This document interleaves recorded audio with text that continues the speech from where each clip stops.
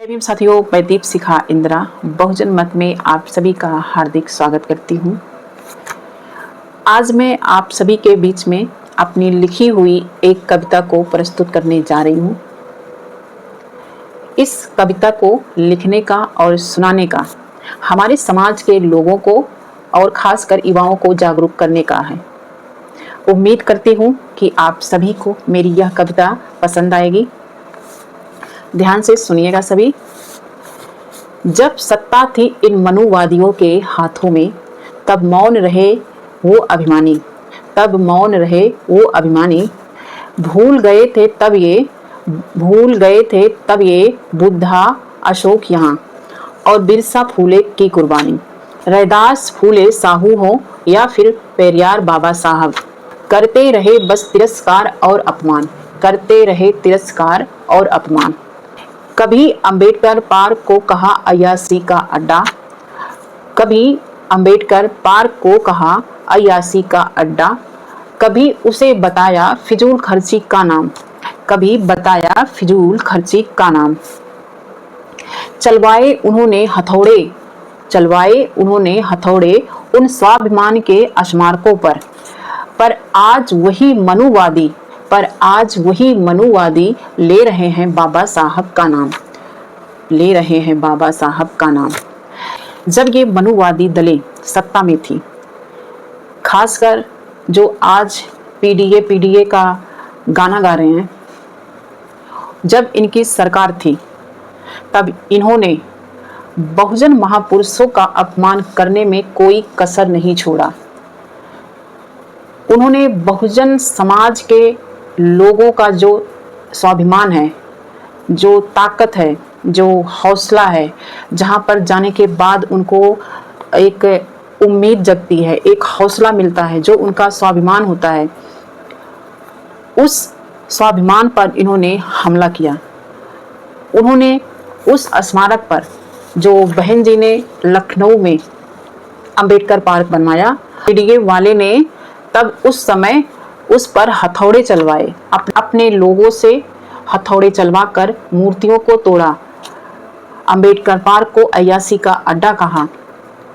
उसे इंटरव्यू में जाकर फिजूल खर्ची, पता नहीं क्या क्या बोला गया। पार्कों की लाइट तक बंद कर दिया गया। और आज वही पीडीए वाले बाबा साहब का नाम लेकर अपनी कुर्सी बचाने के लिए जगह जगह पर दलितों से वोट की भीख मांग रहे हैं। अब ऐसे में हमारा बहुजन समाज बड़ा भोला है, वह इन लोगों के झांसों में आ जाता है। मैं उन सभी लोगों से यह कहना चाहूँगी कि आप इनके इतिहास को उठाकर देखो। जब ये सत्ता में थे तब इन्होंने आपके लिए क्या किया।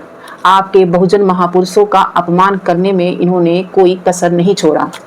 आगे सुनिएगा आप सभी लोग। जो कल तक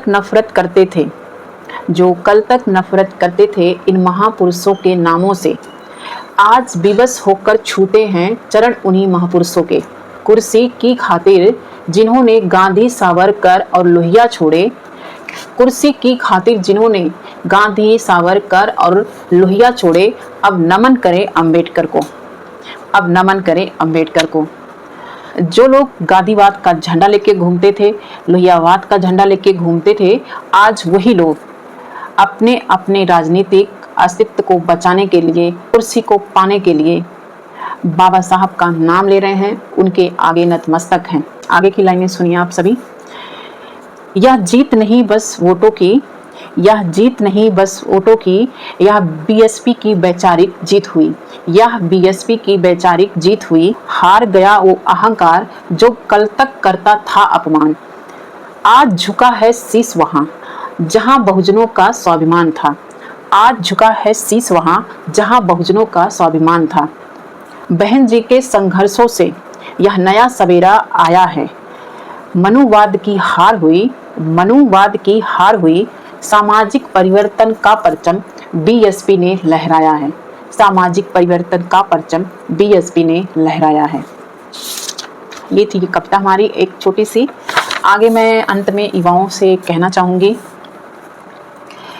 कि अब तू ना होना भ्रमित इन बहुरूपियों के जाल में।